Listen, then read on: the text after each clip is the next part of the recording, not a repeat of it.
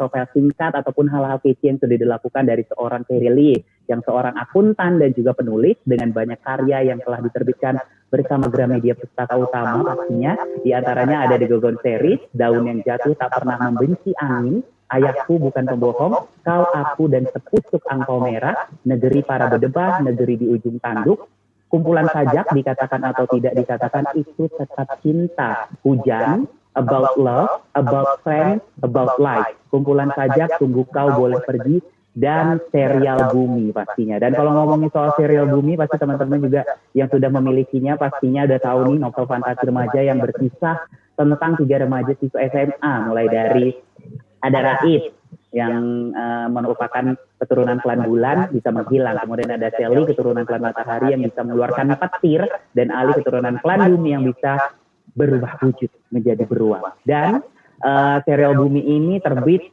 pertama kalinya di tahun 2014 di 27 Januari untuk Bumi, kemudian Bulan di tahun 2015, tepat di 9 Maret 2015, Matahari terbit di 25 Juli 2016, Bintang terbit di 12 Juni 2017, kemudian Feroz dan Batozar ataupun serial spin-off ini dan Komet terbit bersamaan pada Mei 2018 tepat di tanggal 28, kemudian disusul dengan Komet Minor di tahun berikutnya 11 Maret 2019, dan pastinya yang akan kita bahas nih Selena dan Nebula diterbitkan di 17 Maret 2020.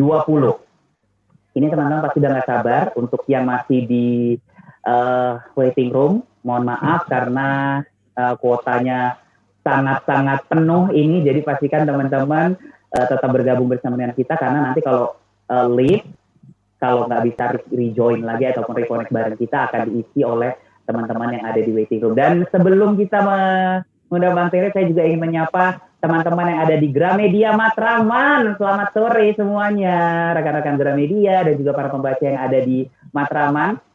Semoga acara ini berjalan dengan lancar, teman-teman juga akan segera mendapatkan tanda tangan pastinya di sesi training di akhir acara nanti. Untuk itu, simak terus obrolan kita sore hari ini. Dan para pembaca Bang Terry di seluruh Indonesia yang hari ini bergabung, kita sambut Terry Lee. Hai Bang Terry. Halo Jensen, apa kabar? Sehat. Bang Terry gimana kabar? Jensen, rambutmu baru itu kayaknya Jensen. Kamu kayak pendekar hari ini Jensen. Iya itu dia kan, harus berfantasi dikit. Sekarang di gerak. Bang Terry kabarnya sehat ya? Sehat, alhamdulillah seperti yang terlihat. Iya benar, sehat dan happy terus. Bang Terry, sebelum ngobrol silahkan sapa teman-teman yang sudah bergabung. Baik, halo semuanya, terima kasih sudah bergabung di acara kita sore ini. Kabar gembira buat semuanya. Hari ini bukan hanya dari klan Bumi yang bergabung, saya sudah memastikan tadi dari kota Jaramaras klan Bintang juga bergabung, kota Tisri klan Bulan juga bergabung, termasuk dari klan Komet Minor, Polaris, dan seterusnya, dan seterusnya. Jadi kita hari ini banyak sekali yang ikut join dalam acara ini. Semoga 1,5 jam ke depan bermanfaat, menginspirasi kalian semua. Syukur-syukur ya, hiburan di masa pandemi ya. Ya, betul. Oke, Bang Terry kita ngobrol ya. Teman-teman kita mulai saja. Bang Terry, Bang ngobrol soal serial Bumi ini novel fantasi pertama yang Bang Terry tulis atau seperti apa, Pak? Oh enggak, serial Bumi itu justru novel fantasi kesekian yang saya tulis. Ya. Buat teman-teman yang pernah membaca novel Terry Lee sebelumnya, saya sudah pernah menulis novel fantasi seperti Kisah Sang Penandai. Kalau pernah baca, hari ini sudah diganti judul jadi Harga Sebuah Percaya. Itu juga fantasi tentang perjalanan di tahun sekian gitu ya. Ketika orang menemukan pusaka bunga emas dan seterusnya, itu fantasi sekali. Saya juga pernah menulis fantasi Ayahku Bukan Pembohong.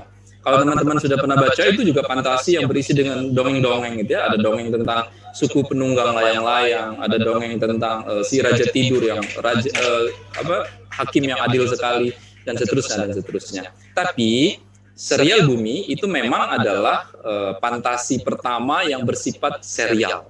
Dan lebih dari serial, dia bersifat universe, semesta tersendiri yang punya kaki-kaki cerita, dan boleh jadi akan melibatkan banyak tokoh, banyak tempat, dan melibatkan banyak buku. Kurang lebih begitu, Jensen. Oke, jadi itu ya Bang ya.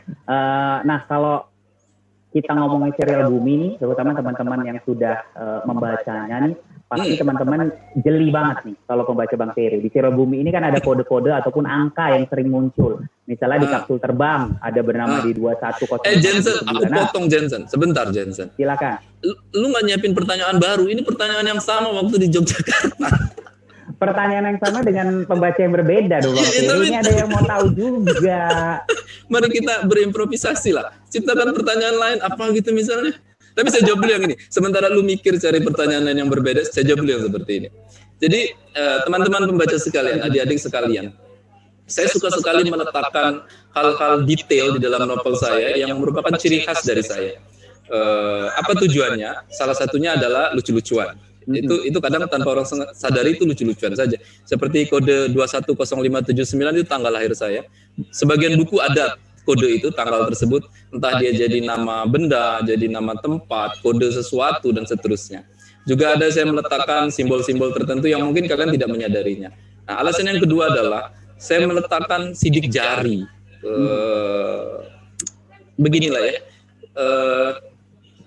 Katakanlah 20-30 tahun atau 40-50 tahun kemudian, ternyata ada novel yang keluar dan kalian tidak tahu itu siapa penulisnya. Naskah itu keluar begitu saja. Tapi saat orang membaca naskah tersebut, mereka langsung realize, oh ini Terry Lee sekali.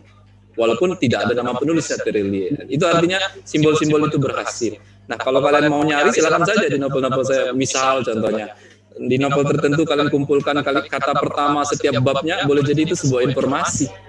Boleh jadi itu malah merujuk peta harta karun gitu ya Jensen ya. Tapi itu adalah detail-detail yang sengaja dimasukkan untuk membuat sebuah novel itu ada sidik jari.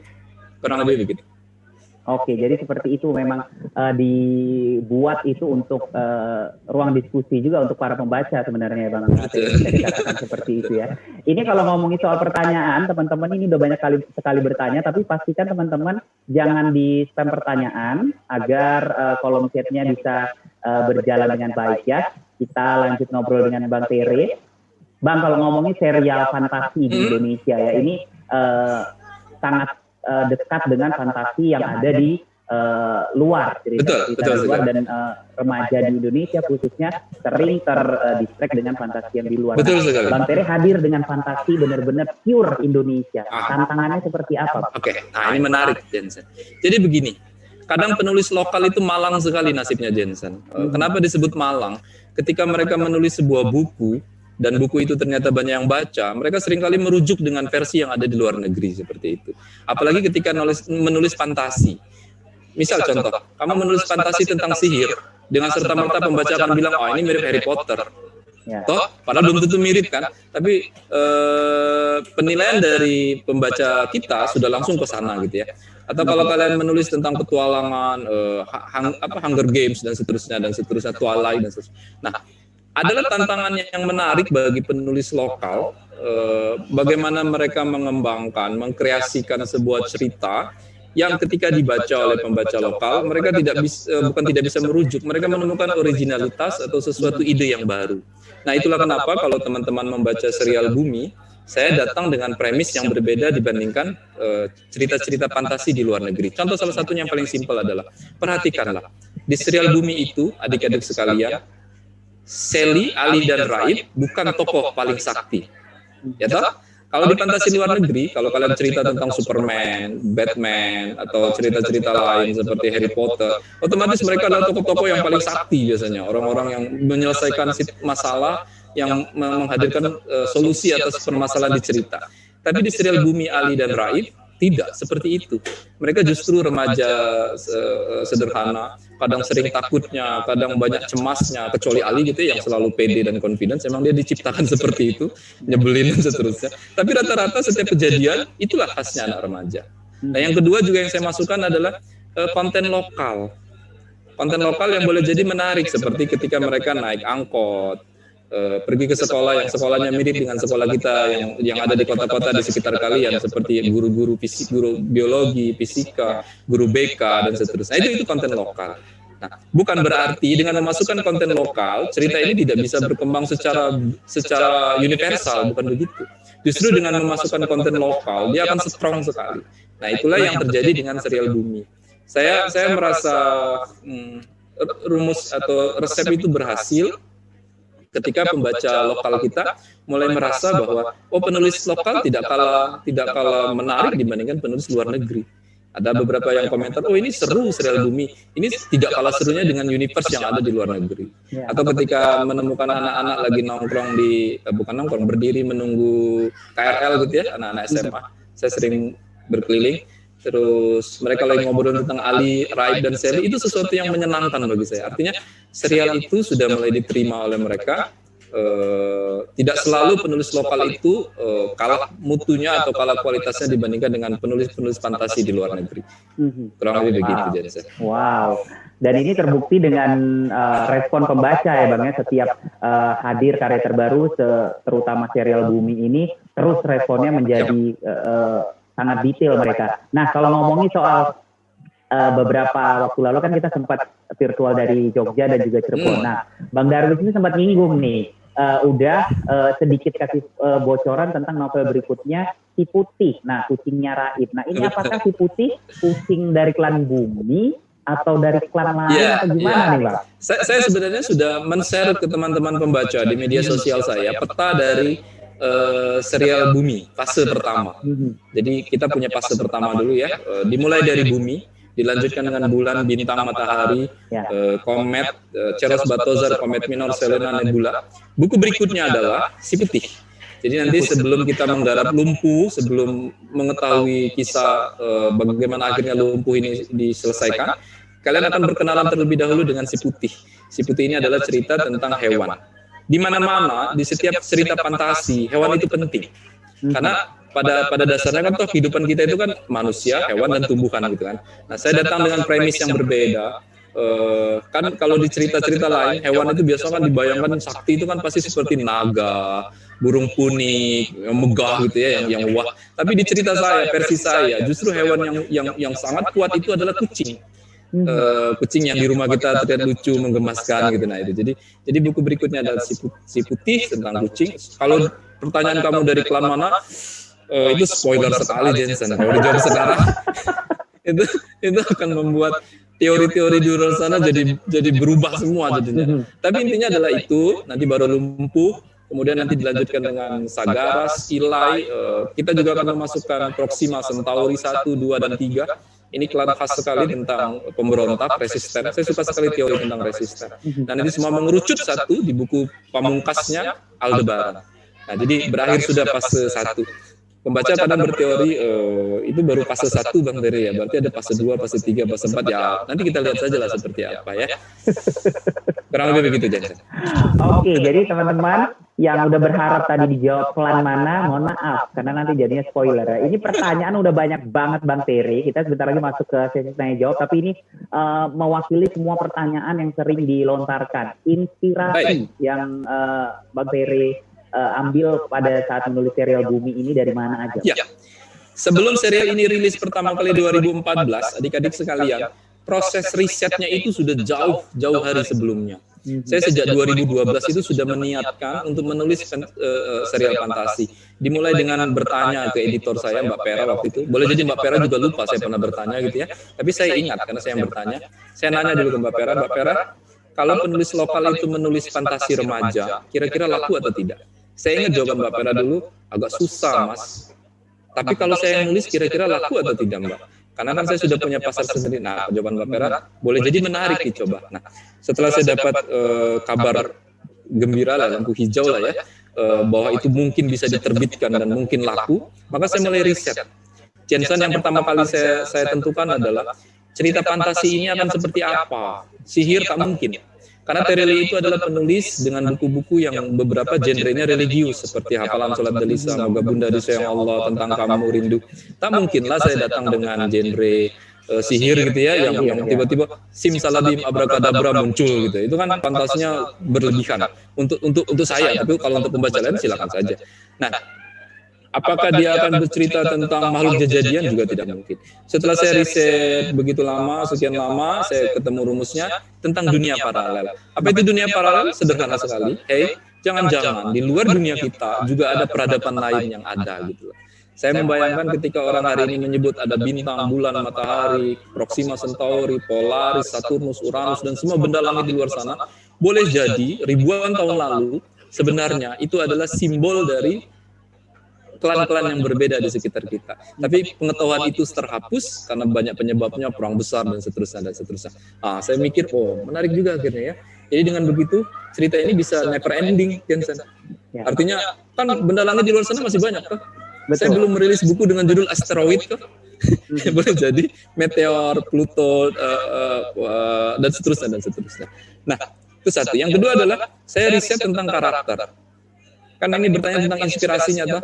Nah, jadi setelah saya riset tentang setting backgroundnya dunia paralel, saya riset tentang karakter, saya menentukan nampaknya segmen yang paling tepat dan karakter yang paling tepat menceritakan ini adalah anak-anak remaja. Anak-anak remaja umur berapa atau usia berapa? Anak-anak remaja kelas 1, kelas 2 SMA. Itu lama dulu mencari inspirasinya Jensen. Termasuk ketika mendefinisikan kekuatan-kekuatannya.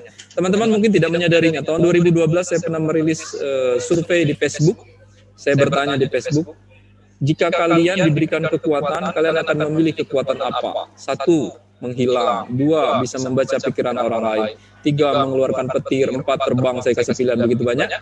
Dulu jawaban yang paling banyak dipilih oleh teman-teman itu adalah bisa membaca pikiran orang lain. Tapi aku tidak pakai itu.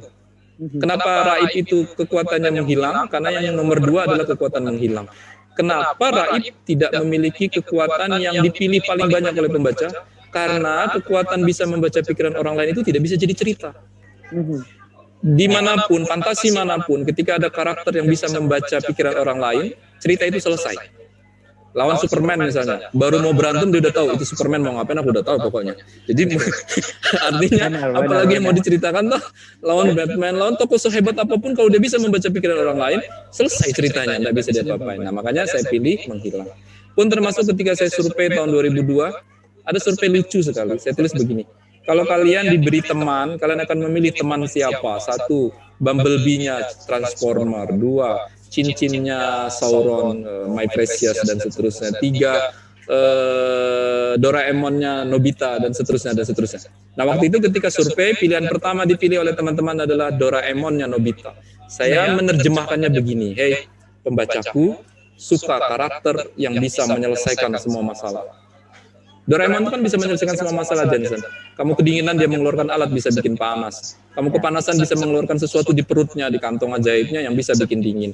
Nah itulah Ali. Kenapa Ali muncul? Karena Ali adalah cerminan Doraemon. Itulah kenapa Ali didesain sok tahu, pintar, jenius, semua ada di dia. Karena dia adalah cerminan dari Doraemon. Nah, baru setelah itu lengkap, baru naskah itu dituliskan tahun 2013, rilis 2014, sampai sekarang 6 tahun. Berarti kalau ada yang baca sejak SMP, hari ini dia sudah kuliah, Jensen. Betul. Dan dia bertanya-tanya ke saya, Bang Tere, kapan itu selesai? Saya jawabnya, nanti besok lusa kalau kamu udah punya anak, mungkin baru selesai. Didoakan saja lah ya. Benar. Sebentar, aku mau nge-break sebentar. Ini jangan terlalu rapat ya berdirinya nontonnya. Nanti kalau ada yang moto terus di forward, di posting di internet, itu Terelie bikin kerumunan kan aku jadi malu. Oke? Ya, lanjut online. Oke. Bang Tere, kalau ngomongin soal penulis favorit atau penulis yang diidolakan Bang Tere, penulis fantasi lah, di dalam negeri ataupun luar negeri, siapa Bang Tere? Dan aku itu membaca banyak sekali buku-buku orang lain. Jensen, penulis yang baik biasanya membaca banyak buku orang-orang lain. Kalau kamu bertanya penulis favorit, aku sangat menyukai penulis Harry Potter. Saya membaca lengkap Harry Potter, saya membaca lengkap karya Tolkien, Lord of the Ring, Hobbit, Silmarillion, dan seterusnya saya baca. Saya membaca lengkap juga Narnia. Kamu baca Narnia nggak, Jensen? Malah aku nggak baca Narnia. Nonton filmnya nggak apa-apa lah, minimal nonton filmnya ya. Nyaris semua novel-novel luar yang terkenal, yang dibaca banyak orang, saya baca. Karena saya perlu belajar dari tulisan mereka. Kalau di lokal saya juga membaca banyak sekali tulisan-tulisan dari Pak Joko. Kamu mungkin nggak tahu. Atau Mbak Di, fantasi-fantasi lokal yang bahkan saya membaca Wiro Sableng. Komik Si Buta dari Gua Hantu itu sebenarnya universe. Dulu kalau kita menyadari itu universe itu bisa besar sekali. si gua atau api dari Gunung Menore apa lupa saya judulnya ya. Artinya saya membaca begitu banyak naskah orang lain. Satu yang pertama adalah saya juga butuh bacaan. Yang kedua saya bisa belajar dari orang lain. Hey, bagaimana Ibu J.K. Rowling bisa membuat fantasi begitu gregetnya, yang pembacanya begitu merasa bahwa Harry Potter, Hermione, Ron itu adalah mereka sendiri. Itu kan menarik sebenarnya. Dan boleh jadi besok lusa teman-teman sekalian, hari ini ada sekitar 500 yang join di sini. Boleh jadi saya membaca tulisan kalian. Kalau kalian tumbuh menjadi penulis yang produktif, kalian mulai merilis buku, 20 tahun dari sekarang boleh jadi kalian lebih terkenal, lebih top, dan saya adalah fans kalian. Karena lebih begitu jadi. Wow. Jadi itu ya penulis yang baik, banyak membaca karya-karya penulis lain untuk menjadi resensi dan juga referensi. Nah, kita masuk ke sesi tanya jawab karena ini rame banget. Baik, silakan. Kita bisa live bareng aja ke sesi tanya jawab. Teman-teman, pastikan yang nama yang saya sebutkan raise hand. Bukan raise hand ya. Jadi raise hand itu diklik ya, bukan diangkat tangannya, nggak kelihatan diangkat tangan. Jangan angkat tangan gini ya. Jadi raise hand-nya diklik untuk nama yang disebutkan. Jadi kami tahu kan kliknya di mana? Boleh jadi yang nggak tahu Jensen, kamu pasti tahu. Benar. Jadi teman-teman, raise hand itu ada di bagian reaction atau reaksi. Nah, jadi teman-teman klik. Nah, ada tuh nanti ada jempol, ada tepuk tangan, ada love. Nah, salah satunya ada di raise hand-nya. Jadi teman-teman, ini saya sudah mendapatkan penanyanya. Tapi 15. Ini ada yang nanya, Bang. Bang, Ali di mana Mama? Ini bukan pertanyaan ini pertanyaan yang gokil nih. Bang, Ali di mana? Mamaku mau ketemu Ali, katanya. Itu saking bernyawanya, Bang, benar-benar sampai ditanya. Mau ketemu mama kamu apa urusannya, mau pinjam uang? Karena Ali kaya gitu. Sepertinya itu, Bang. Nah, ini penanya Wardah dari Nias. Silakan Wardah. Mana Wardah dari Nias. Wardah sudah raise hand.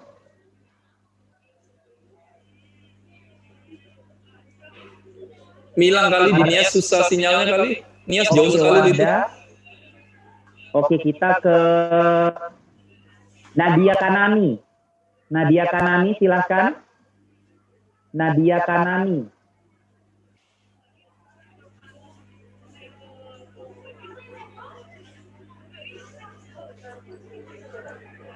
Silakan Nadia Kanani. Atau Wisnu ada problem itu kok belum muncul orang? Sudah di unmute tapi tidak direspon, Bang Darwis. Baik. Oke, kita menuju ke berikutnya aja.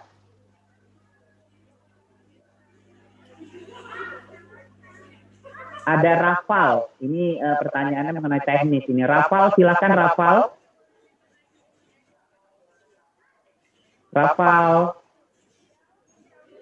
Oke, kalau Rafal belum bergabung juga ada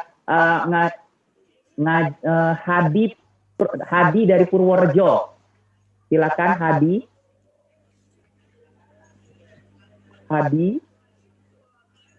Ini nama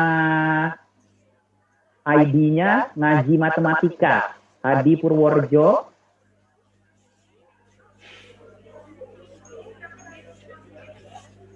Ngaji Matematika sudah di unmute ya, silakan di unmute. Silakan Ngaji Matematika atau Hardi. Ayo, kita membuang waktu ini jadinya. Atau pilih dari yang raise hand aja, Jansen. Ya, yang pilih dari raise hand aja, Jansen. Ya, biar dia langsung live aja, ayo. Oke, Mas Wisnu, silakan Mas Wisnu. Oke, saya udah ini Muhammad sudah di unmute juga, tapi kenapa nggak mau bergabung? Iva Reza silakan. Ini Mas Fahri juga sudah silakan Mas Fahri kalau ada yang mau ditanyakan. Terima kasih sebelumnya. Baik, silakan. Kita bertemu dengan pembaca, silakan. Fahri Amhar, kamu dari mana? Saya dari Bogor, Bang Tere. Suara kamu agak kencengan dikit lah, Fahri. Kayak bangun tidur kan? Saya dari Bogor. Itu betulan bangun tidur atau memang stylemu begitu? Ya, ini rambutnya susah dirapihin sih. Oh, Susah. Silakan, Ari. Kayak Ali gitu, Ali berantakan itu. Silakan pertanyaannya, Pak. Saya ingin bertanyakan ya.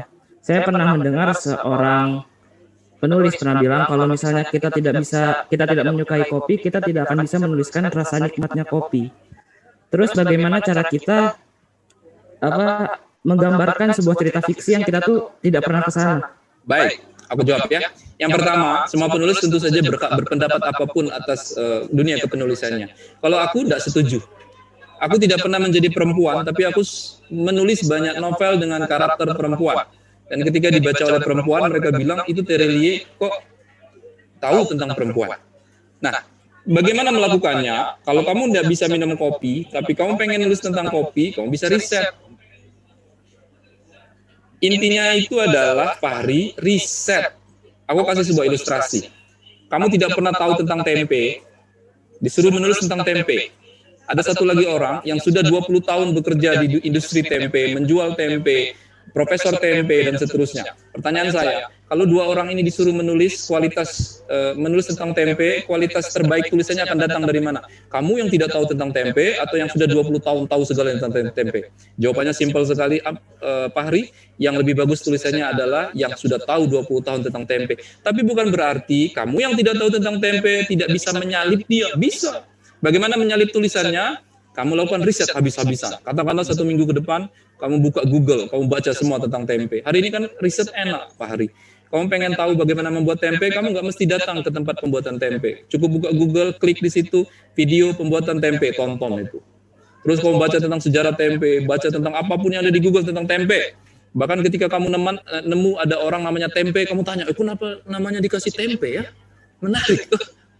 Setelah 1 minggu kamu riset habis-habisan seperti itu, Fahri, apakah tulisanmu akan bisa menandingi tulisan yang 20 tahun tadi? Nah, boleh jadi bisa. Boleh jadi tidak. Tergantung seberapa jauh kamu berlatih menulis. Jadi kalau kamu bertanya, bisakah kita menulis lezatnya kopi tanpa pernah meminum kopi? Bisa saja. Walaupun mungkin tidak akan seindah, sebagus, seakurat orang yang meminum kopi. Ya, itu satu. Yang kedua, pertanyaan kamu tentang apa tadi, Pak Hari? Lupa. Bagaimana cara menulis sesuatu yang kita tuh tidak pernah ke sana? Iya. Sama jawabannya, Pak Hari. Kita riset. Aku menulis tentang serial Bumi. Aku tidak pernah ke klan bintang, klan bulan, klan matahari. Bagaimana? Ya riset. Tapi itu fantasi. Jadi namanya fantasi, tidak akan ada yang protes. Tidak akan ada yang bilang, Bang Tere, klan bintang itu nggak seperti itu. Nggak akan ada pembaca yang seperti itu. Tapi ketika saya menulis tentang novel Rindu itu adalah perjalanan haji tahun 38, Pak Hari. Siapa sih yang pernah ke tahun 38? Tidak ada. Karena itu sudah selesai. Jadi bagaimana saya menghadirkan cerita tahun 38? Riset habis-habisan. Cari tahu kapal haji tahun 38, bagaimana bentuknya, bagaimana buritan, bagaimana depannya, ruang nahkoda, skoci, ruang mesin, dan seterusnya. Kumpulkan semua fotonya, kamu bayangkan situasinya, kamu bisa menulis tentang itu. Paham sekarang, Pak Hari? Ya, berikut. Oke, berikutnya kita menuju mana tadi udah di Nabil Alfa, silakan. Yuk, Nabil. Ini kenapa di unmute deh? Oke, udah di unmute, Mbak. Oke. Mana wajahnya? Aku belum lihat orangnya. Ini udah. Oke, silakan bertanya. Bang Tere, ada rencana serial Bumi dibuat jadi series atau film gitu? Ada sih. Kamu doain saja lah, Nabil ya. Tapi masalahnya adalah kalau dibuat versi lokal filmnya, nanti kualitasnya tidak sesuai harapan kalian. Kan nggak seru lihat ketika Raid menghilang, special efeknya jadi lucu gitu kan. Loh, kok jadi begitu? Kan nggak seru kan ya. Nah, jadi kamu doakan saja. Kan itu kan serialnya sudah di bahasa Inggris kan sekarang. Besok lusa 10 tahun, 20 tahun dari sekarang bisa terbit di luar negeri. Besok lusa ternyata difilmkan dan seterusnya. Bahkan boleh jadi saya sudah meninggal kali ya. Itu baru difilmkan ya nggak apa-apa. Tolkien itu ya, Nabil, kamu tahu Tolkien nggak? Kalau kamu nggak tahu Tolkien, kamu tahu Lord of the Ring nggak? Enggak. Hobbit, masa kamu nggak tahu film-film itu? Tolkien sudah lama meninggal, tapi filmnya Lord of the Ring baru muncul tahun 2000-an dan merupakan film-film paling laris di dunia. Ya, kamu doain saja. Iya. Berikut. Oke, terima kasih ya Nabil. Kita ke Lintang. Lintang KJ. Silakan Lintang, sudah di unmute. Halo Lintang, mana suaranya? Lintang. Iya, Oke, silakan Lintang. Sebentar Johnson. Dia dari mana ini Johnson? Lintang dari mana? Surabaya. Dari Surabaya. Kamu nanya pakai aksen Surabaya. Bisa Lintang? Pakai bahasa orang Surabaya? Oh, bisa. Oke, silakan. Surabaya. Iya, itu kan mau tanya pulang pergi itu Itu apa bahasa ada lanjutannya? Indonesia. Itu bahasa Indonesia. Enggak, pulang pergi anak lanjutan nih Pak. Ada kan Lintang? Kan kamu tahu e-book Pulang Pergi? Buku pertama judulnya Pulang, buku kedua judulnya Pergi, buku ketiga e-book sudah liris judulnya Pulang Pergi, PP. Aku enggak bercanda, betulan ada. Nanti buku keempat boleh jadi Tidak Pulang-Pulang. Buku kelima Kapan Kamu Pulang, buku keenam Mudik, buku ketujuh Pulang Kampung, karena mudik dan pulang kampung itu beda katanya. Buku kedelapan apa dan seterusnya. Ke-8 pulang lagi. Pulang lagi. Buku terakhir Bang Toyib boleh jadi. Nggak pulang-pulang dong, Pak. Oke, berikutnya. Oke, kita berikutnya ke Iva Reza. Silakan Iva Reza. Sudah di unmute. Iva Reza dari mana?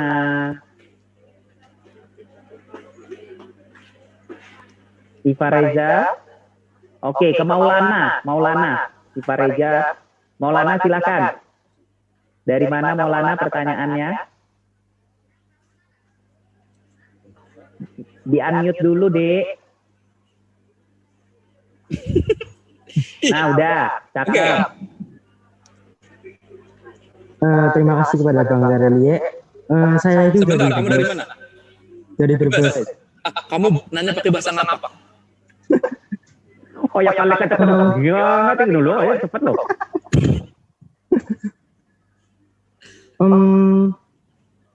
Sebenarnya itu ini pakai bahasa Indonesia ya. Benar, pakai bahasa ngapak Maulana. Pakai ngapak dong. Kalau kamu nggak bisa, kamu nggak bisa mengakui sebagai orang Brebes.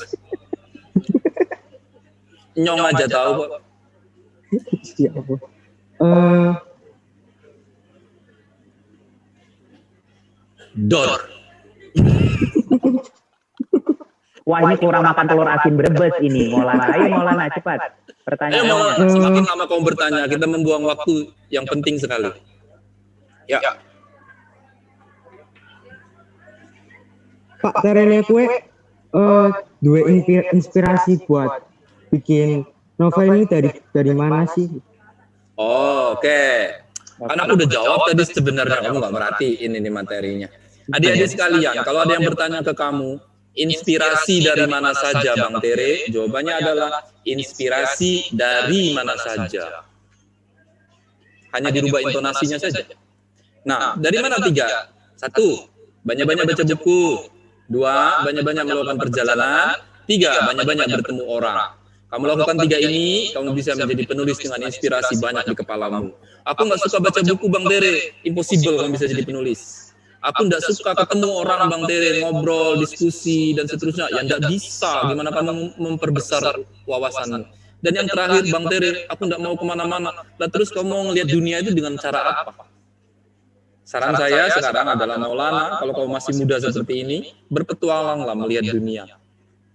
Apalagi nanti kalau pandemi sudah berakhir, kamu bisa kemana-mana melihat banyak hal. Dari setiap perjalanan yang kamu lakukan, bukan hanya untuk mengumpulkan foto yang kamu posting di Instagram, bukan hanya untuk mengumpulkan foto video yang kamu bisa pamerkan ke orang lain, tapi mengumpulkan isi kepalamu.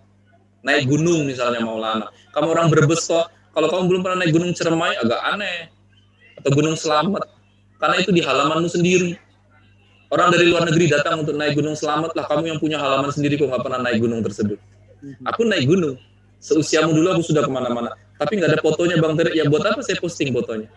Kan yang paling penting itu pengalaman di kepalamu, bukan like dan komen orang lain. Berikut, Jensa. Oke, berikut ada Anissa. Silakan Anissa. Ini cewek dari Anissa Faturahmi. silahkan dinyalakan. Anissa Faturahmi. Oke, kita ke Felina Salsabil. Felina Salsabil, silahkan. Teman-teman pastikan kalau sudah bertanya dan raise hand, standby di depan komputernya, depan handphonenya masing-masing ya. Felina Salsabil. Oke, kita ke Lili Soliha. Lili Soliha, silahkan. Oke, kita ke Rafael. Rafael, silahkan Rafael. Rafael jangan komat kamit dong, nyalain itu di unmute. Rafael. Oh, ini siapa ini? ini ya Lili Soliha. Oke, Lili Soliha, silakan. Lili Soliha, oke, silakan. Kamu dari mana, Lili Soliha? Dari Bogor. Oh, dari Bogor. Baik. Bang Tere mau tanya, ketika membuat serial, ya, pas buat serial dari serial Bumi sampai serial Si Putih ini, apa sih tantangan terbesar ketika membuat serial ini gitu? Oke, bagus sekali pertanyaanmu, Lili. Ini kalau acaranya live di toko buku, kamu dapat hadiah biasanya.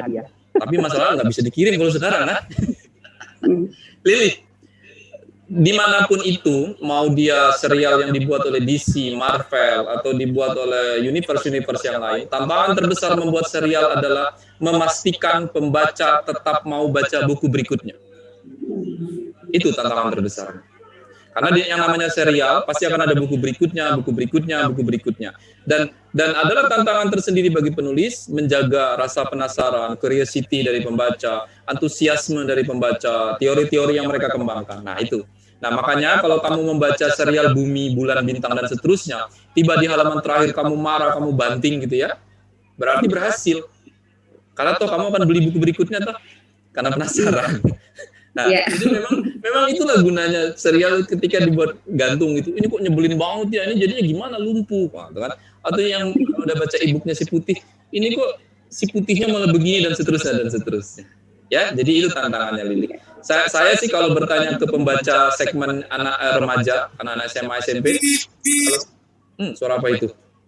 Kalau ditanya ke mereka, pasti jawabannya adalah, Bang Tere, aku mau serial ini tidak berhenti, terus menerus. Kecuali kalau pembacanya sudah tambah besar. Kalau dia sudah usia 25-30, mereka mungkin sudah lelah gitu ya. Mungkin sudah saatnya memang berhenti membaca serial ini, pindah ke serial yang lebih serius seperti serial aksi, pulang pergi dan seterusnya. Kurang lebih begitu, Lili Soliha. Ya, makasih Bang. Sama-sama. Salam buat orang Bogor. Sekarang kita ke Alia Reka Anjani. Alia Reka Anjani, silakan. Alia. Jensen, oke ada. Iya Bang. Oh ada. Alia ada. Suaranya udah kedengeran belum? Sudah. Silakan Alia. Oke. Itu ada mana tuh? Iya Bang Tere mau nanya. Nanti bakal ada ke Gramedia Bekasi nggak? Terus, gimana Bang Tere? Terus sama itu pertanyaannya, Raib sama si Ali itu saudaraan nggak sih di serial Bumi ini? Ya enggak. Gimana mereka mau saudaraan? Enggak sama sekali. Ya. Terus sama Ali, itu Satpam Cipirili itu yang di fanpage Bang Tere itu maksudnya apa? Oh, itu yang jagain page kita ya. Tapi saya jawab dulu yang ke Bekasi. Kalau ke Bekasi Mad Mall rasanya tidak ya, Alia, karena lokasi saya live itu harus toko yang besar agar kita tidak menciptakan kerumunan yang rapat. Setahu saya Mad Mall itu kecil ya, Mbak Dian mana? Kecil ya Mbak Dian ya. Jadi rasa-rasanya ke Mad Mall Bekasi tidak bisa. Kalau kamu mau harusnya kamu hari ini ke Matraman. Tapi nggak apa-apa, kita ketemu live di sini juga ya. Nah sekarang masalah Ali sama Raib Sally. Sally adalah keturunan klan Matahari, clear sekali, tidak ada perdebatan. Raib adalah keturunan dari klan Bulan, clear sekali, tidak ada perdebatan. Dia tidak ada garis-garis yang lain yang aneh. Sedangkan Ali adalah keturunan Blasteran. Dia itu banyak dari mana-mana. Klan Bulan ada, klan Matahari ada, klan Bumi ada, dan seterusnya. Nah kalau kamu penasaran, nanti tunggu saja buku yang keberapa gitu ya, yang judulnya Sagaras. Nanti akan detail sekali menggarap tentang Ali. Ya? Oke, berikutnya Jensen. Oke, berikutnya Rosmayana. Rosmayana silakan. Rosmayana. Atau enggak kita pindah dulu membaca pertanyaan yang chat deh, Jensen. Sementara. Oke, kita ke yang chat ya Bang ya. Ini ke Jogja kita Bang, ke Intan Puspa Arum di Jogja. Bagaimana cara membuat tulisan yang bisa menggugah emosi pembacanya? Baik. Wah, ini pertanyaannya alot ini Jensen. Bisa jadi sesi sendiri. Tapi intinya begini, adik-adik sekalian, bagaimana kita membuat tulisan yang menyentuh pembaca? Maka yang pertama adalah pastikan tulisan itu relevan bagi mereka. Apa itu relevan? Gue banget, bahasa anak mudanya hari ini. Karena kalau mereka membaca tidak merasa gue banget, susah menggugah mereka. Atau mereka ngerasa ini kok nggak saya sekali sih, mengawang-awang dan seterusnya. Nah yang kedua adalah, cara terbaik membuat tulisan yang menggugah adalah lewat cerita yang memang menggugah. Kalau kita memang mau menyampaikan cerita tentang kesabaran, tidak cukup kalau kamu cuma tulis tokoh utama namanya Pak Sabar, tinggal di kota yang namanya Kota Sabar, tetangganya namanya Pak Sabar, Bu Sabar, semuanya sabar semua. 500 halaman, isi ceritanya tidak nyambung ke kesabaran, malah tentang rebutan harta warisan, bertengkar, kayak sinetron-sinetron gitu ya. Sia-sia belaka. Orang nggak akan ngeh kalau itu cerita tentang rasa sabar, nggak menggugah mereka. Tapi kalau kamu ceritakan lewat cerita, tokoh utama namanya Pak Gramedia, nama kotanya Gramedia, aneh-aneh gitu ya. Tapi ceritanya tentang Pak Gramedia yang sabar sekali, dipitnah orang dia sabar, dijebak orang lain dia sabar, anaknya sakit dia sabar, dikena ujian dia sabar. 500 halaman orang tutup buku tersebut, walaupun tidak ada satu kata sabar pun di dalam buku tersebut, nggak ada sama sekali kata sabar disebut, pembaca akan menghela napas, oh ya Allah, ini buku tentang kesabaran. Paham maksudnya? Jadi, mendevelop karakter, mendevelop pesan moral, mendevelop apapun yang ingin kamu sampaikan dalam novel, cara terbaiknya adalah lewat cerita. Kalau ceritamu tidak ada isinya, tidak akan bisa nendang buat orang lain. Berikut. Lewat cerita. Kita ke Tangerang sekarang. Silakan. Ini menyangkut hobi Bang Tere, suka jalan-jalan atau backpacker. Bang, kira-kira punya negara yang pengen banget didatangi tapi belum sempat nggak? Terus kenapa pengen ke sana? Makasih Bang. Ini kepo banget pertanyaannya. Aduh, saya nggak akan jawab deh. Itu personal sekali lah ya. Intinya begini, kalau kamu mau backpackeran, tidak mesti harus keluar negeri. Ya, kan kadang di kepala kita itu ketika ngomongin tentang backpackeran, langsung di kepala kita saya harus ke Amerika Selatan dan seterusnya. Ya enggak lah. Dek, kamu tinggal di Jakarta, kamu pernah nggak ke Sungai Ciliwung? Berhiliran di Sungai Ciliwung? Belum tentu pernah. Kamu pernah nggak ke Pasar Jumat? Belum tentu tuh. Kamu pernah nggak mendatangi satu pasar yang khusus menjual tentang undangan pernikahan? Boleh jadi nggak ngerti jadi mana adanya. Kalau kamu datang ke sana, kamu akan menyaksikan ruko-ruko, lapak-lapak kecil yang dipenuhi dengan surat undangan pernikahan dan surat undangan apapun yang ada di situ. Itu pengalaman yang menarik sekali. Artinya adalah backpacker itu bisa kemana saja, tidak harus ke tempat-tempat yang menurut kita eksotis sekali. Berikut. Oke, kita ke Jogja. Ada Rizka. Bang, aku heran, apa Bang Tere sejak kecil sudah biasa berimajinasi sehingga idenya seperti tidak ada habisnya? Hampir semua orang itu sejak kecil suka berimajinasi.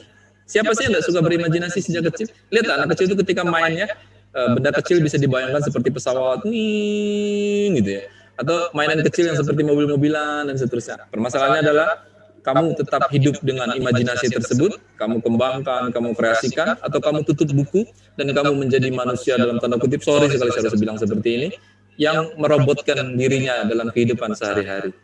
Toh, termasuk juga orang dewasa hari ini, apakah di kepala mereka tetap punya imajinasi, cita-cita, mimpi, kan itu kan menarik kalau mau didiskusikan. Tapi kalau serius didiskusikan ini jadi kayak ceramah nanti Jensen ya, atau kita sudah tidak punya lagi imajinasi seperti itu.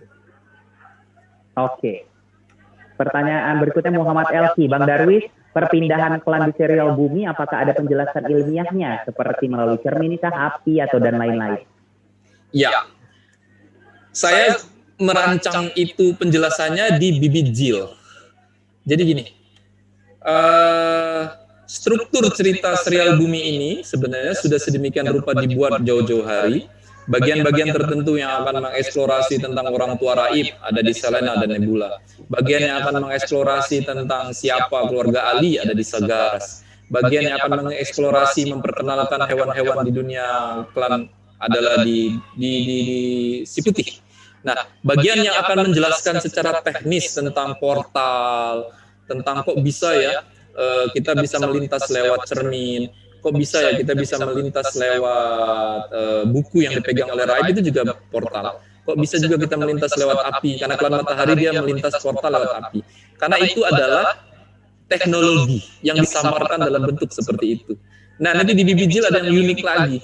Karena saya spoiler saja lah ya. Saya tulis di Bibijil nanti, permainan engklek, kalian tahu engklek atau cak ingkling yang ada di Indonesia ada, di luar negeri juga ada, di semua negara itu ada permainan engklek itu yang orang lompat, cetok sampai lempar gitu ya. Nanti kalau dia punya dicoret sama dia, nggak boleh dilompati.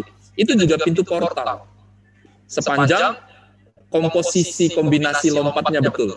Nah, nanti menarik kalau membaca Bibijil nanti akan, kalau kami nggak sengaja main tiba-tiba nginjeknya betul, nanti kamu pindah ke klan lain. Nah itu ya, ini namanya imajinasi ya, bukan berarti itu betul. Nanti di Bibijil akan ada eksplorasi lebih detail bahwa itu adalah alat berpindah, ada teknologinya. Sama seperti ketika kita membayangkan mentransfer sesuatu benda ke tempat lain. Itu biasanya jago sekali menjelaskan itu kayak Star Wars, Star Trek, dan seterusnya. Yuk berikut, ada yang sudah siap live atau enggak? Belum Bang, kita ke yang chat terlebih dahulu. Silakan. Ini Bang mau tanya, bahasa-bahasa yang ada di setiap klan itu apa cuma hayalan semata atau memang pakai bahasa-bahasa luar negeri? Kalau kalian baca serial Bumi, di awal-awal kadang masih suka keluar klan tertentu pakai bahasa. Misalnya seperti bahasa klan Nebula yang heho gitu ya, yang kayak suara burung seperti itu. Tapi saya kadang tidak mengeksplorasi lebih detail karena rumit sekali menulisnya kalau akan didetailkan. Jadi pamungkasnya adalah saya tulis di situ, Ali memiliki teknologi penerjemah universal. Dia taruh di kuping dan mulutnya, dia bisa berkomunikasi dalam bahasa Indonesia. Makanya detail dari bahasa itu tidak ada. Kalau Tolkien ketika membuat cerita Lord of the Ring, dia bahkan menciptakan bahasa peri, bahasa orc dan seterusnya. Saya terus terang tidak bisa mendetailkan bahasa-bahasanya. Karena kalau mau didetailkan setiap klan kan beda-beda tuh. Ada berapa ratus nanti saya menciptakannya ya. Pusing duluan saya. Berikutnya Jensen. Oke, berikutnya kita menuju ke Pulau Morotai. Nah, ini ada Dwi.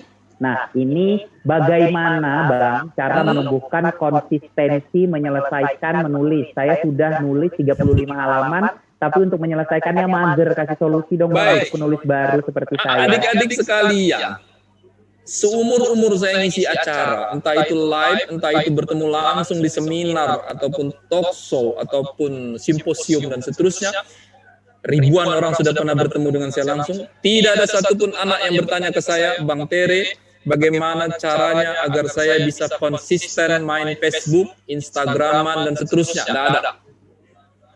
Kenapa kalian nanya itu? Coba kalian renungkan sekarang. Kenapa kalian tidak pernah bertanya ke saya, Bang Tere, bagaimana cara agar saya konsisten menghabiskan waktu bermain gadget? Nggak ada. Nah, kalau kalian tidak bertanya itu, artinya kalian sudah jago semua menghabiskan waktu bermain gadget. Sudah tahu harusnya solusinya. Artinya, kalau kamu pengen konsisten menulis, coba bayangkan menulis itu semenyenangkan bermain gadget. Bisa toh? Tentu memang awalnya akan terasa menyakitkan, karena sesuatu yang baik itu kadang menyakitkan. Kata Bang Haji, kenapa sesuatu yang enak-enak itu diharamkan? Tuh kan, Jensen tahu dia suka dangdut sih. Pembaca belum tentu tahu karena dia suka. Tapi intinya adalah, adik-adik sekalian, kalau kalian mau jadi penulis, yang pertama adalah mulailah berdisiplin, mulailah tahan banting, mulailah berhenti mengeluh, mulailah tulis. Dan yang lebih penting lagi, mulailah berhenti main gadget. Tapi Bang Tere, Anda main gadget? Iya, saya main gadget. Bang Tere, Anda main medsos tuh, di Facebook Anda tiap berapa jam muncul tuh medsos. Aku nggak menghabiskan waktuku di depan medsos. Posting selesai tinggal, orang mau berantem di situ silakan, nanti ada satpam Cipirili yang membereskan. Saya menghabiskan waktu di ketikan saya. Dimanapun kamu bisa ngetik hari ini. Di hotel kamu bisa ngetik, di atas pesawat kamu bisa ngetik, di kereta kamu bisa ngetik. Bahkan ketika menunggu ini live, saya bisa ngetik kalau saya mau bisa ngetik. Ini di komputer saya ini juga kebuka file tulisan. Banyak ini. Kamu mau saya live-in tulisan buku-buku terbaru? Tapi enggak rame ya, intinya adalah pembaca yang dari Morotai. Kalau kamu pengen jadi penulis, kembalikan ke dirimu sendiri seberapa tahan banting kamu pengen jadi penulis. Karena kalau kamu enggak mau disiplin, Jangankan yang itu di level saya saja yang sudah punya 40 buku, kalau saya malas bosan, maka tidak ada lagi buku berikutnya. Tiap hari saya harus mengunyah, melawan diri sendiri. Oh iya ya, kalau saya nggak selesaikan nggak akan ada yang ngetikin ini buku. Oh iya ya, dan seterusnya dan seterusnya. Berikut. Oke, jadi mulai menulis. Kita ke live lagi dan Wardah dari Nia sudah bergabung bersama dengan kita. Silakan Wardah. Jauh sekali ini. Wardah dari Nia, silakan. Wardah udah nyalain video tapi itu masih di mute Wardah. Silakan Wardah. Oke. Yuk. Iya. Halo Wardah, kamu niasnya di mana? Di kota Gunung Sitoli, Bang Tere. Gunung Sitoli. Apa kabar teman-teman di sana? Baik. Kamu gak kemana-mana kok tahu baik-baik aja. Dari mana? Silakan, apa pertanyaanmu? Pertanyaannya, yang pertama, saya udah pernah ngikutin seminar-seminar Bang Tere dari YouTube gitu ya kan. Terus udah tahu tips-tips menulis. Tapi pertanyaan untuk tips menulis agar tulisan kita itu tetap bernyawa. Dan satu Emang lagi, tulisan itu ada nyawanya, Wardah enggak? biar pembaca tidak bosan gitu Bang Tere. Baik. Dan satu lagi, kapan pembaca pertama Tereli dibuka lagi? Baik. Yang pertama, adik-adik sekalian, jawabannya sederhana sekali, latihan. Latihan. Aku pun sampai hari ini, Wardah, juga bertanya-tanya bagaimana membuat tulisan itu agar bernyawa. Tapi sambil bertanya-tanya, saya terus berlatih menulis. Jadi tidak hanya dihabiskan waktu untuk bertanya.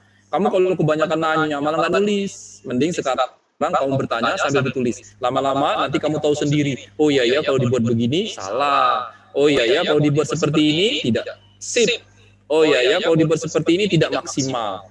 Itu artinya terus berproses belajar latihan. Yang kedua tentang pembaca pertama, itu masih terus jalan, Wardah. Hanya saja masalahnya kamu terpilih atau tidak. Dan yang lebih penting lagi, kalau kamu sudah terpilih pertama kali, kamu tidak akan bisa membaca naskah berikutnya dan berikutnya. Karena kalau kamu pembaca pertama, nanti kamu baca semuanya, wah, yang lain kan juga pengen, nggak bisa kamu terus, itu nggak adil namanya, ya. Berikut. Oke, kita ke Bandung. Auristela silakan. Auristela silakan. Nyalain videonya dan audionya. Auristela silakan dari Bandung. Sudah bergabung Auristela? Tidak direspon Jansen. Oke, kalau gitu Iva Respa. Silakan Iva Respa. Bang, halo. Oke. Oh, ini Auristela. Ya oke, Auristela dulu. Namamu bagus sekali ya, Nak. Itu namamu betulan? Bukan sih, nama panggung. Ya. Kamu nanya dalam bahasa Sunda ya? Nggak bisa. Alamak, orang Bandung nggak bisa bahasa Sunda. Saya juga orang Bandung nggak bisa bahasa Sunda sih. Jadi nggak bisa. Ya, bahasa Indonesia, silakan. Yuk. Ya, mau nanya, kan apa sih nama ibunya Raif itu kan Mata. Nah, di serial di buku bulan nama anaknya Hana itu Mata juga. Ada sangkut pautnya atau cuman kebetulan aja? Oh, kebetulan saja. Auristela, kalau nama sama itu ya di mana-mana bisa kebetulan. Tapi itu bukan gini. Kalau kamu punya teori bahwa Hana itu nanti adalah masih bersambung dengan Raif, enggak? Atau ada juga yang punya teori bilang Bibi Jil itu adalah Hana pemilik kebun lebah, itu juga tidak. Ya, itu hanya kebetulan saya. Saya mungkin lupa memeriksanya, kok bisa namanya sama ya. Besok-besok mungkin lebih teliti lagi ya. Oke, berikutnya. Oke, terima kasih Auristela. Berikutnya Nina Amrina Rosada, silakan. Video sudah nyala, audio sudah nyala. Mana dia? Iya Bang. Oke, kamu dari mana Nina? Dari Sumatera Selatan. Tepatnya di mana Sumatera Selatan? Di Empat Lawang, dekat Empat Lawang. Dekat kampus Iya. saya. Iya, Pak. Silakan, apa pertanyaanmu? Saya mau bertanya, kan di setiap novel Bang Terlie ini namanya itu menurut saya banyak yang unik-unik gitu. Nah, itu inspirasi Bang Terlie untuk menentukan nama tokoh itu bagaimana? Baik. Sebenarnya Nina, nama itu asal comot saja. Kamu mungkin nggak percaya. Ketika saya menulis novel Rindu misalnya ya. Novel Rindu itu kan perjalanan haji tahun 38. Saya pengen butuh nama anak-anak untuk usia 9-13 tahun. Di sana kan ada keluarga yang punya anak-anak kecil. Karena saya males mikir lama, namanya Anna dan Elsa. Dari mana Anna dan Elsa? Dari nonton film Frozen. Terus ada tokoh nakoda kan di buku tersebut. Nakoda itu namanya Kapten Phillips. Dari mana nama Kapten Phillips? Simpel saja, karena ada film judulnya Kapten Phillips. Saya pakailah dia di situ. Artinya gini, sebagian besar nama itu yang melintas di kepala saya muncul, saya jadikan nama. Ada serial yang namanya itu nama keluarga saya. Kakak saya dimasukkan, nama mama saya dimasukkan, bapak saya dimasukkan. Boleh-boleh aja kamu penulis, bebas. Tapi ada nama yang memang sengaja dicari. Itu betul. Contoh seperti serial Bumi. Kenapa namanya Raib? Jawabannya simpel. Karena kekuatannya adalah menghilang. Maka namanya Raib. Kenapa namanya Sally? Karena Sally itu dalam bahasa tertentu artinya adalah cahaya matahari. Solar gitu kalau kata Jensen. Kenapa namanya Ali? Karena Ali itu adalah simbol dari petinju Muhammad Ali. Orangnya kuat dan seterusnya. Atau yang novel Hujan. Kalau kamu udah baca novel Hujan, itu nama tokoh utamanya betul-betul dicari kalau yang itu. Saya ingat banget tahun 2016 atau berapa ya, ketika saya menulis novel Hujan, sudah ada nama di novelnya, tapi masih sementara. Saya pengen ganti dengan nama yang lebih bagus, saya taruh posting. Saya tanya di Facebook. Kalau kalian punya cerita bla bla bla bla, nama siapa yang kalian usulkan? Mungkin pernah baca di Facebook saya survei nama ya. Orang-orang akan mengusulkan namanya. Nama kamu misalnya Nina, kamu usul nama saya Nina gitu. Atau nama siapa dan seterusnya. Nah, setelah saya scroll, saya nemu namanya Lail. Bagus sekali namanya, artinya adalah malam. Maka saya pilih nama Lail sebagai tokoh utama dalam cerita Hujan untuk yang perempuan.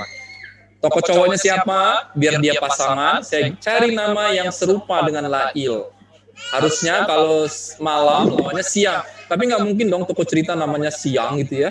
Jadi aneh dong, siang kamu mau kemana gitu kan, jadi aneh. Ada sinonim kata yang lebih menarik dari siang yaitu esok. Nah, jadi lucu dia, Lail dan esok.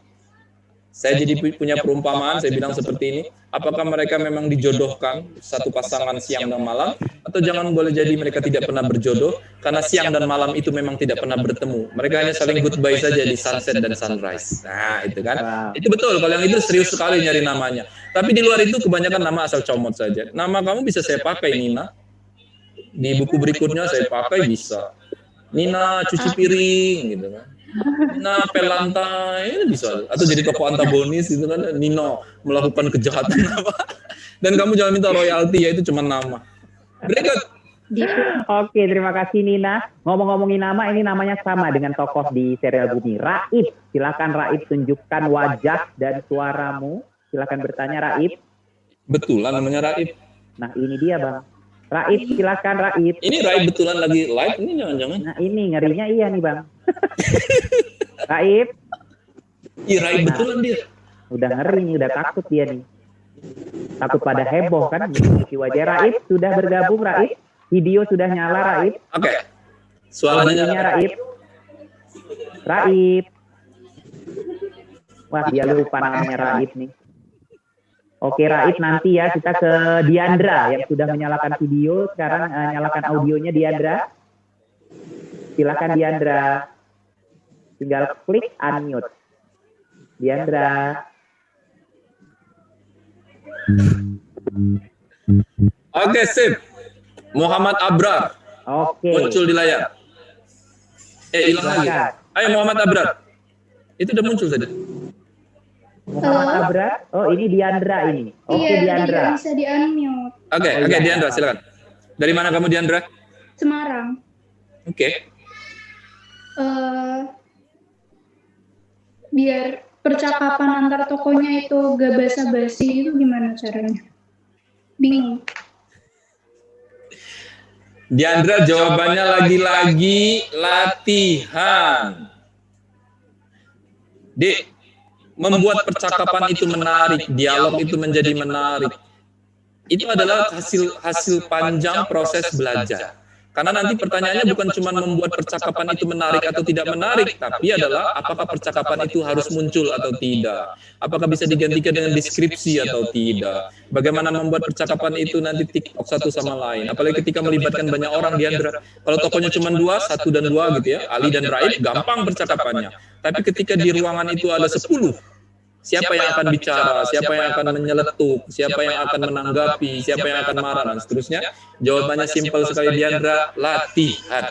Semakin terlatih kamu menulis, feelingnya, instingnya nanti akan muncul sendiri. Oh, nanti percakapannya harus begini, harus begini. Berikut, Jensen. Terima kasih. Sama-sama, Diandra. Berikutnya kita ke Zian. Zian udah nyalain video, Zian udah nyalain video, silahkan nyalain audionya, Zian.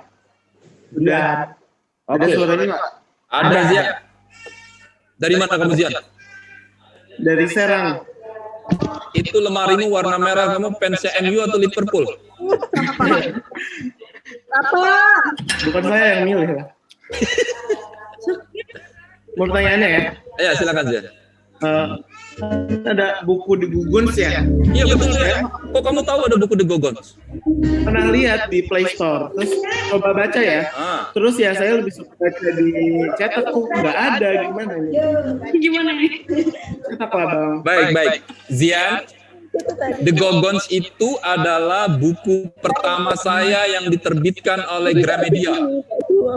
Tahun itu Noise, dari mana itu Noise? Oke, itu diterbitkan tahun 2006. Sayangnya Zian, itu nggak laku dulu. Saya itu kan jadi penulis kan sejak lama, dan ketika mengawali karir sebagai penulis, buku itu tidak otomatis laku. The Gogons itu tidak laku, cetakan pertama pun tidak habis, maka jadilah nasibnya seperti itu, tidak dicetak ulang. Dan bahkan buku keduanya The Gogons 2 juga tidak diterbitkan. Jadi karena saya sekarang sudah sibuk menggarap serial lain yang berbeda, sedangkan The Gogons itu adalah serial yang khas sekali tentang anak-anak muda, pertemanan waktu kuliah dan pertemanan waktu kerja. Jadi seperti terlupakan dalam tanda kutip, tidak kita cetak dan tidak kita teruskan. Kamu doakan sajalah ya, Zian. Siapa tahu besok lusa kalau pasukan saya tambah banyak, saya punya waktu untuk memikirkan The Gogons, kita bisa teruskan serial itu. Karena itu memang menarik buat pembaca tertentu, buat pembaca cowok-cowok gitu ya, yang karena itu view-nya dari cowok. Jadi ada 6 orang anak muda bertemanan sejak kuliah sampai kerja. Jadi mereka berenam, satu-satu nanti akan punya buku. James punya buku, Diar punya buku, Dito punya buku, Ari punya buku, Andri punya buku, dan seterusnya punya buku. Azhar punya buku. 6. Kok Bang Tere hafal 6 nama ini? Karena itu nama geng saya waktu kuliah dulu. Jadi enaknya nulis itu ya kamu pakai nama temanmu bisa, ya. Jadi kurang lebih begitu, Zian. Oke, Zian, terima kasih. Ini kita ke 3 penanya terakhir karena waktunya sangat sempit sekali. Udah mau kita habis ke ya? Muhammad Abrar. Muhammad Abrar, silahkan. Tadi sudah nyalain video. Oke, silahkan. Silakan Muhammad Abrar. Halo Bang. Halo, kamu dari mana? Di Kalimantan Selatan. Di mana persisnya? Dari Banjarmasin, Bang. Hah? Banjarmasin. Oh, Banjarmasin. Baik, silakan. Kan biasanya kalau untuk nulis novel itu kan ada penulisnya itu seakan-akan menjadi tokoh utamanya. Gimana? Kalau nulis novel itu kan ada yang penulisnya itu seperti menjadi tokoh utamanya. Jadi di cerita itu menggunakan kata berarti aku. Ada juga yang enggak. Nah itu Bang, apa kemudahan masing-masing dan kesulitannya masing-masing? Baik. Terima kasih. Pertanyaanmu menarik. Muhammad Abrar, kalau saya ketika menulis novel mau menggunakan sudut pandang aku, jadi aku yang bercerita, aku lagi ngapain, aku lagi pergi kemana, atau menggunakan sudut pandang orang ketiga, jadi namanya ditulis tidak ada aku, itu sesuai kebutuhan. Apa kebutuhannya? Untuk serial seperti Bumi, karena pembacanya segmennya adalah remaja, dan saya pengen pembaca itu ngerasa mereka yang berpetualang, itulah kenapa di serial Bumi itu pakai sudut pandang aku, Raib. Tapi itu bukan berarti tidak ada kelemahannya. Kelemahan sudut pandang aku itu adalah kamu tidak bisa menceritakan kalau Raib tidak ada di situ. Kan dia harus menyaksikan semuanya. Jadi ketika pindah ke tempat lain, Raib tidak ada di situ, susah menceritakannya. Tapi kelebihan dari aku adalah kamu bisa membuat pembaca merasa gue banget. Merasa itu real sekali, karena seolah-olah aku lagi baca cerita tersebut. Pun sama kalau kamu baca serial Pulang Pergi, Bujang itu aku. Tapi ketika jadi Pulang Pergi, buku kelima, yang Thomas masuk, Bujang tidak lagi aku. Karena Bujang dan Thomas itu setara, maka jadilah dia sudut pandangnya orang ketiga. Nah, jadi kapan kamu menggunakan aku, kapan kamu menggunakan mereka, dan seterusnya, kalau kamu banyak-banyak latihan, insya Allah nanti kamu ngerti sendiri solusi terbaiknya. Dan masing-masing punya kelebihan dan kekurangannya. Nanti lama-lama kita kayak pelajaran bahasa ini Muhammad Abrar ya. Aku kan bukan guru bahasa Indonesia. Kamu nanya akuntansi, saya tahu jawabannya. Berikut. Oke, kita ke Abel Pakpahan. Silahkan Abel. Abel Pakpahan. Ini dari Medan, ini jangan-jangan. Sepertinya iya nih Bang. Abel silahkan. Bisa kita kerjain ini. Halo Bang. Kamu orang Batak bukan ini? Abel, kamu orang Batak bukan? Batak, udah kedengeran suaranya Abel. Udah Bel. Udah. Abel, kamu orang Batak bukan? Iya benar Bang. Kamu harus bertanya dalam bahasa Batak. Gak bisa Bang. Astagfirullah. Kamu apa kan nggak bisa pakai bahasa Batak? Iya. Gimana ya Abel? Jakarta sebenarnya Bang, tapi orang Batak. Tapi kau buat papahanmu itu orang Medan lah kau dek. Cakap bahasa Batak sedikit, cepat. Gak bisa. Ya udah monggo. Jadi pertanyaanku gini Bang, kan Raib sama Mata itu ibu dan anak ya, dan dibilang mereka putri klan Bulan dan keturunan pemilik keturunan murni. Betul. Cuman apa sejauh ini ada kekuatan Raib yang belum ketahuan dan masih langka gitu ya Bang? Maksudnya jadi dia belum ketahuan sampai seri sekarang gitu. Ya, jawabannya iya sekali. Abel, serial Bumi itu didesain universe, semesta. Jadi ceritanya akan melebar dengan banyak buku-buku berikutnya. Raib itu kekuatan yang kamu kenal hari ini seperti bisa menghilang, mengeluarkan pukulan berdentum, tameng transparan, terus efek salju turun di sekitarnya. Itu sih masih kekuatan yang elementer sekali. Saya masih berhemat sekali kekuatan-kekuatan yang ada di cerita. Jadi nanti boleh jadi kamu akan menemukan kekuatan yang lebih menarik, sesuatu yang bikin surprise gitu kan ya. Selain saya akan mulai memasukkan kekuatan kecil gitu yang kecil-kecil tapi lucu. Seperti kalau kamu baca Star dan Spark, ketika dia gabung ke Ali lagi makan, si Ali kan jadi salting tuh, salah tingkah tuh, jadi aneh sekali kan, cengar-cengir sendiri dan seterusnya. Karena si Spark punya kemampuan, si Star punya kemampuan membuat orang lain menyukai dia dan seterusnya. Nah, jadi kamu tunggu sajalah nanti Abel ya. Boleh jadi besok lusa akan ada kekuatan yang lebih menarik lagi. Berikut. Oke, berikutnya Rafael, silahkan. Bang Tere, aku punya 2 pertanyaan. Rafael, kamu dari mana? Bandung. Ayo Rafael. Aku ada 2 pertanyaan. Kan Bang Tere udah punya Bang Tere udah punya 3 buku yang udah ditranslate ke bahasa Inggris. Earth, Moon, Sun. Habis itu pas ditranslate buku Bumi ke buku Earth itu berapa lama? Ini suaramu kecil sekali, Rafael. Ngomongnya jangan ditutup mulutnya, nggak akan sampai ke sini virusnya itu. Kan kita online. Bang Tere kan udah punya 3 buku yang ditranslate ke bahasa Inggris. Earth, Moon, Sun. Habis itu pas ditranslate dari buku Bumi ke buku Earth itu berapa lama? Oke. Saya nggak tahu detailnya, Rafael, karena yang mengerjakan itu adalah penerbit. Saya kontak dengan translatornya, tentu saja berdiskusi. Kalau yang saya amati selama ini, rata-rata menghabiskan 2-3 bulan. Jadi satu buku Bumi 2-3 bulan. Nanti dilanjutkan bulan. Kita menerjemahkannya berurutan sesuai dengan terbitnya versi Indonesia. Bumi, bulan, matahari, bintang, dan seterusnya. Cukup, Rafael? Oke, cukup ya Rafael ya. Bang Tere, kita masih bisa 3 penanya lagi. Silakan sampai 5:30. Oke, kalau begitu Toto Soeharto mana tadi sudah bergabung. Silakan.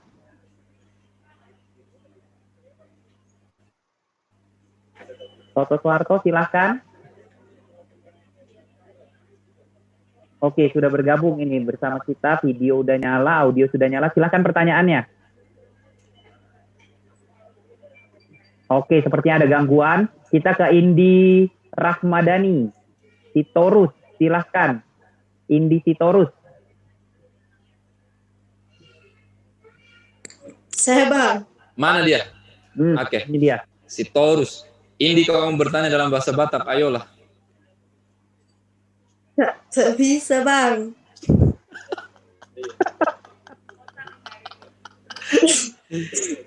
Ya sudahlah, silakan bertanya apa saja. Kamu mau bertanya apa? Pertanyaannya ada 2 Bang. Yang pertama, apa sih rahasia terbesar dalam dunia kepenulisan? Dan yang kedua, apa sih niat dan tujuan Abang dalam menulis ini? Karena kita kan tahu kalau niat atau tujuan kita melakukan sesuatu itu tidak kuat, maka saat ada guncangan akan cepat roboh begitu. Oh, betul sekali. Kau sudah jawab sendiri pertanyaanmu. Apa yang harus saya jawab? Dia sudah menjawab pertanyaannya sendiri dengan bertanya. Baik, yang pertama, apa rahasia terbesar dunia kepenulisan? Rahasia terbesar dalam dunia kepenulisan adalah menaklukkan 5 huruf. Apa itu?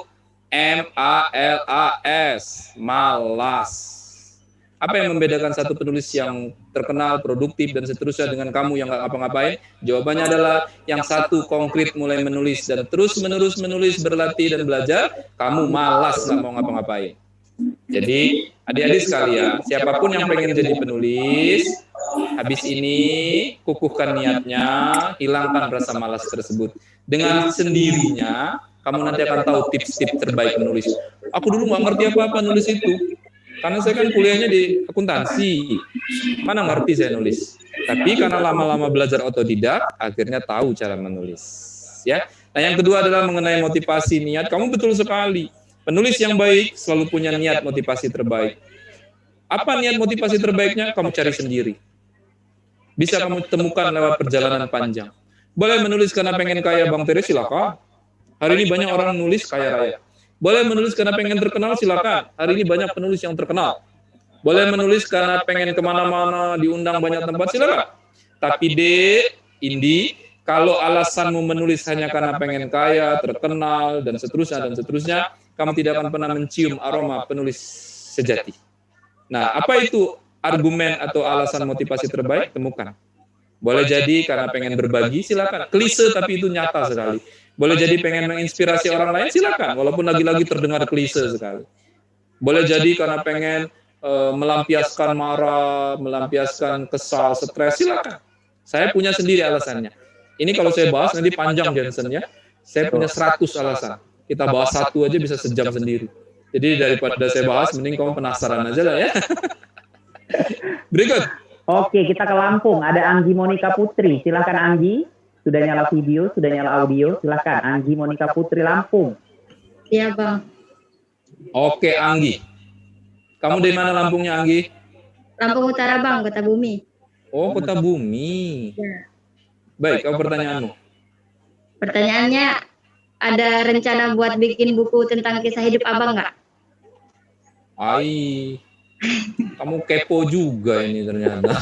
Ya kan nanya, Bang. Iya betul juga ya. Nanya mau bebas aja mau ngapain. Jawabannya begini, Anggi. Belum tahu. Bulan Mei. Maybe yes, maybe no. Ya, berikut. Oke. Yang sudah nyala video ini Wirda Fatima. Wirda Fatima, dinyalakan audionya deh. Oke, silakan. Mana orangnya? Halo, Bang. Halo. Halo, Bang. Yuk. Bang, saya mau nanya, kira-kira apa arti kehidupan bagi Abang?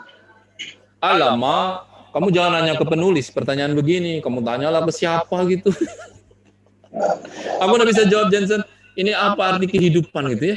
Waduh. Berikut. Oke. Minta maaf ya bila di skip. Aku nggak bisa jawab. Kita ke Aisyah Maharani, silakan. Aisyah. Aisyah Al-Makhaira. Silakan, Aisyah. Iya.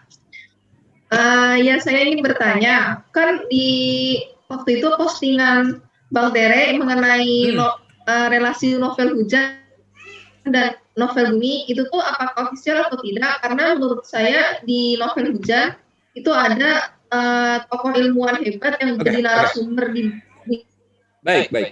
Itu tuh apakah benar-benar itu kali atau bukan? Terima kasih. Aisyah, aku tahu kamu rasa-rasanya membaca postingan spoiler ya, bukan spoiler, postingan potongan cerita yang memang sering diposting di Facebook saya.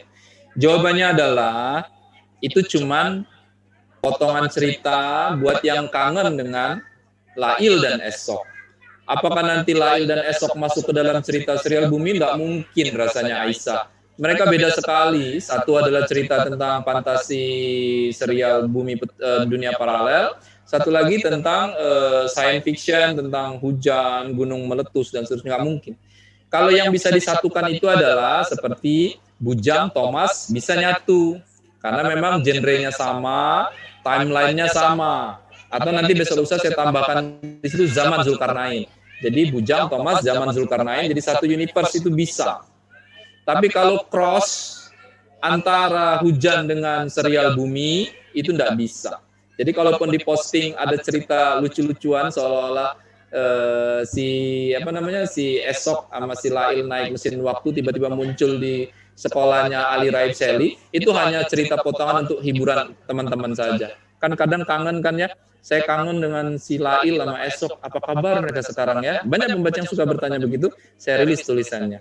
Kadang ada juga yang nanya, Bang Tere itu anak-anaknya Rosi, Lili, Jasmine, Anggrek, Sakura apa kabar? Besok-besok saya akan rilis juga postingan cerita tentang mereka. Hanya snapshot saja potongan. Belum tentu akan jadi cerita atau jadi buku. Oke. Manda, silahkan Manda. Ya, perkenalkan Bang Tere, Bang Jansen, saya Manda dari Padang. Oh iya, kamu bertanya lah dalam bahasa Padang itu. Kami pengen dengar lah. Nasi kapal tambo aci.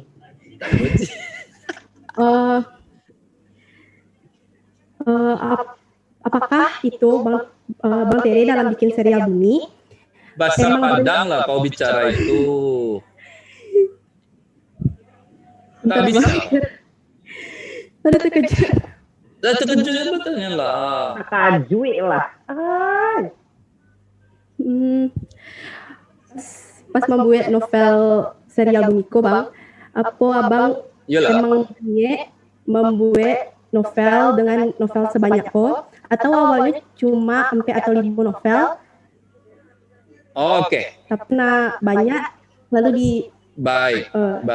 Kalau mau jujur-jujuran sih dulu, ketika pertama kali nulis serial Bumi itu rencana awalnya hanya beberapa buku.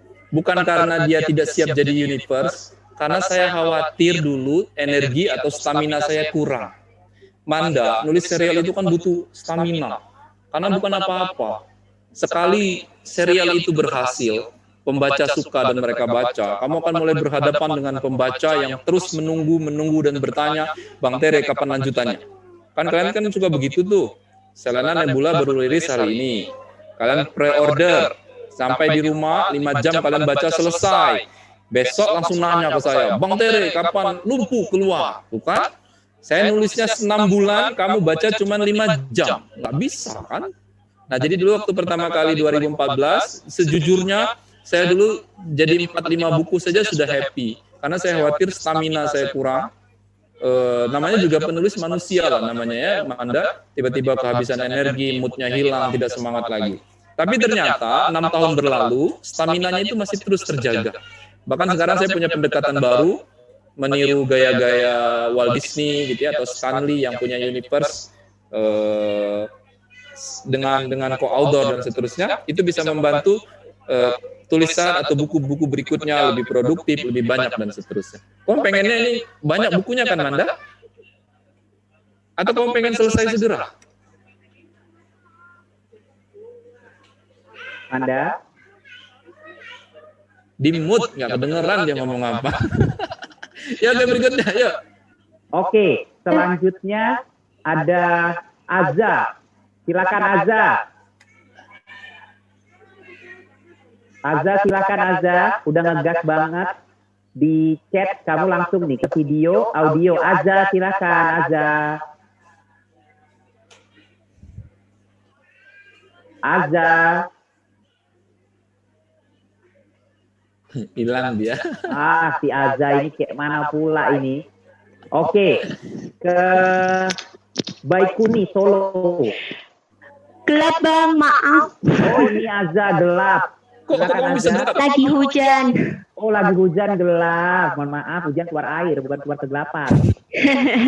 Kamu di mana aja? Silakan. Bang mau tanya. Kamu dari mana? Dari Jogja. Gelap sekali di belakangmu itu, Azza. Ya, silakan bertanya. Dari Jogja. Iya, Azza.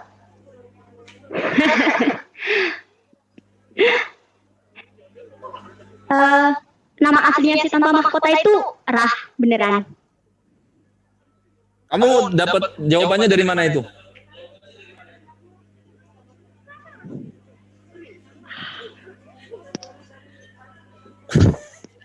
Beginilah saya jawab aja ya. Azza, nama asli si tanpa mahkota itu tidak ada di serial. Dari kata orang-orang. Oh jauh delaynya ya. Kalau dari kata orang-orang itu masih bisa dipertanyakan ya. Tapi saya jawab begini saja. Nama asli si tanpa mahkota itu tidak ada di buku cetak.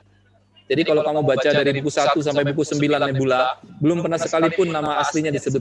Itu hanya ada di buku yang berjudul Matahari dan Bintang.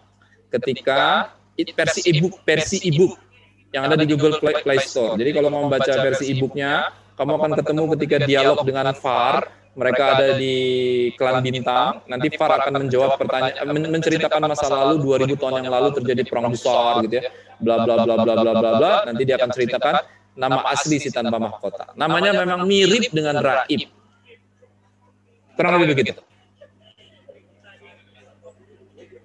Oke, silakan berikutnya Haura. Assalamualaikum Bang. Waalaikumsalam warahmatullahi wabarakatuh. Bang mau nanya tentang novel Si Anak. Kampungnya beneran nyata ya Bang?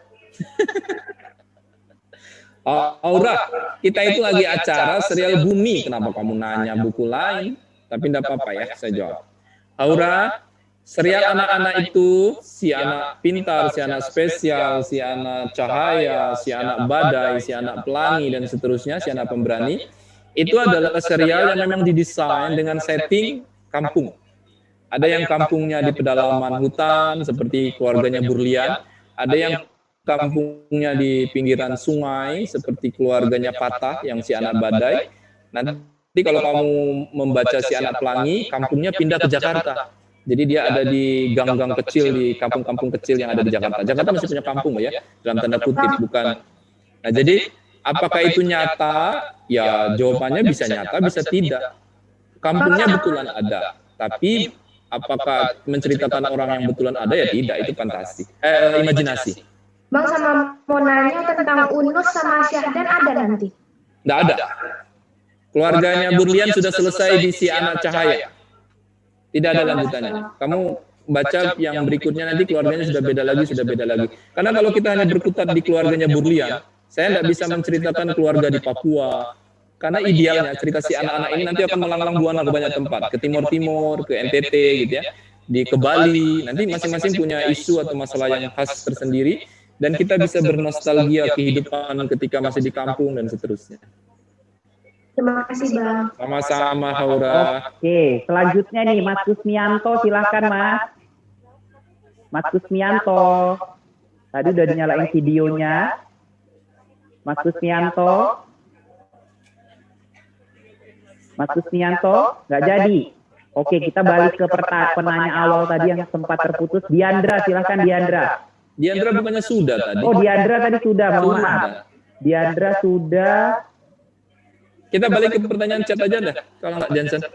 pertanyaan di chat ini udah tidak terdeteksi lagi, Bang. Sampai udah nggak gerak, nggak bisa di scroll karena ini kayak jadi grup WA nih. Mereka ngobrol-ngobrol matahari undertext lah, kemudian jadi ngobrol. Arina mau nanya tapi nggak nanya. Jadi kita ke penanya yang sudah raise hand aja. Oke, ya. Satu lagi. Satu penanya terakhir. Oh, ini udah raise hand, bener-bener raise hand di laptop juga ini, di monitor. Ada sebentar tadi siapa ini? Gita, silahkan Gita. Ayo Gita.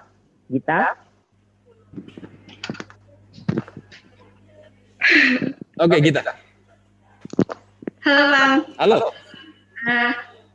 Abang ada niatan ini nggak mau bikin novel horor?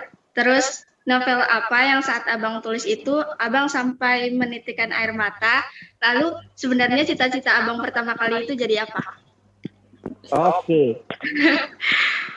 Dia nanya banyak amat ya. Dalam satu pertanyaan tiga sub pertanyaan muncul. Baik, yang pertama. Saya jawab dulu. Apakah ada novel yang ketika ditulis itu saya nulisnya sambil nangis? Wah, itu pengalaman spiritual penulis yang kadang susah di-share ya. Tapi intinya beginilah. Gita, bagaimana kamu akan membuat pembacamu itu terharu, tersentuh, menangis ketika kamu menuliskan novelnya kamu tidak tersentuh? Susah nyambungnya. Jadi kalau kamu membaca novel misalnya Hafalan Sholat Delisa, di bagian ketika Delisa bilang aku cinta ibu karena Allah atau aku cinta Abi karena Allah, itu adalah bagian yang sangat emosional ketika saya mengetiknya.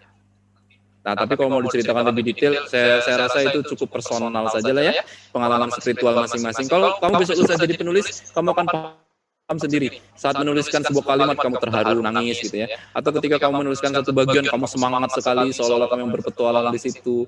Atau ketika menuliskan orang yang jahat kamu ikut kesel sendiri nulisnya. Lalu kamu yang nulisnya gitu ya.